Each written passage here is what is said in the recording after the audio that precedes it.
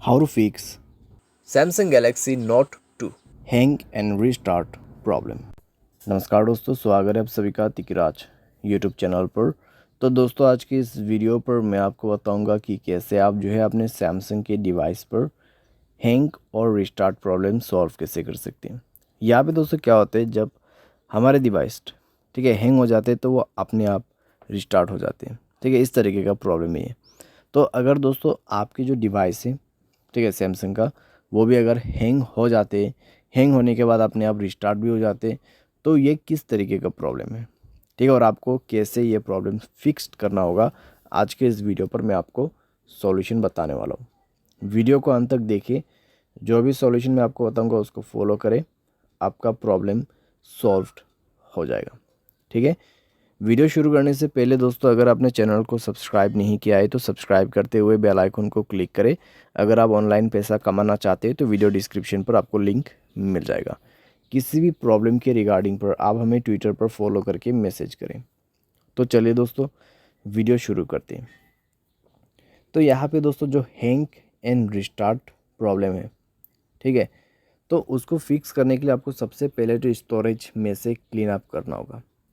Storage को clean कीजिए और मोबाइल पे कई सारे एप्लीकेशंस है तो उसको डिलीट कीजिए। ठीक है, बहुत बड़ा एप्लीकेशंस आप यूज़ करते हैं तो उसका डेटा को क्लियर करके यूज़ कीजिए। इससे आपका जो रैम है वो खाली होगा। ठीक है, और कोई भी दोस्तों एप्लीकेशन जो कि बैड एप्लीकेशंस होगा उनको भी डिलीट कर दीजिएगा। बैड एप्लीकेशन जैसे कि कोई अननोन वेबसाइट से इंस्टॉल किया हुआ एप्लीकेशन, ठीक है, तो उनको डिलीट कीजिए और अपने स्पेस को फ्री अप कीजिए। उसके बाद माय फाइल्स पे जाए और यहाँ पे भी दोस्तों स्टोरेज को फ्री अप कीजिएगा।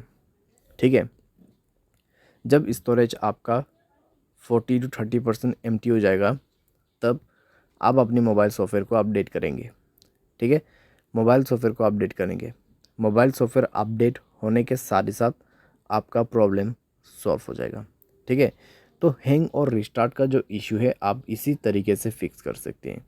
तो ये सॉल्यूशन को आप फॉलो करके देखिए, प्रॉब्लम सॉल्व हो जाना चाहिए। अगर सॉल्व हो जाता है तो अच्छी बात है। अगर इसके बाद भी प्रॉब्लम आते हैं तो आपको जाना है general management, reset and then factory data reset. ठीक है, फैक्ट्री डेटा रीसेट पे जाके आपको डायरेक्टली मोबाइल रीसेट कर देना है। जैसे रीसेट करोगे आपका प्रॉब्लम सॉल्व हो जाएगा। तो इस तरीके से दोस्तों आप अपने हैंग एंड रिस्टार्ट प्रॉब्लम को फिक्स कर सकते हैं। तो जितना भी मैंने आपको सॉल्यूशन बताया दोस्तों, उसी को फॉलो कीजिएगा तो आपका प्रॉब्लम सॉल्व हो जाएगा। आपको कोई भी दिक्कतें बाद में नहीं होगा। ठीक है, तो जो पॉसिबल सॉल्यूशन था मैंने आपको वही बताया, तो आप भी उसी को फॉलो कर लेना। उम्मीद करते हैं आपको ये वीडियो पसंद आया होगा। Thanks for watching.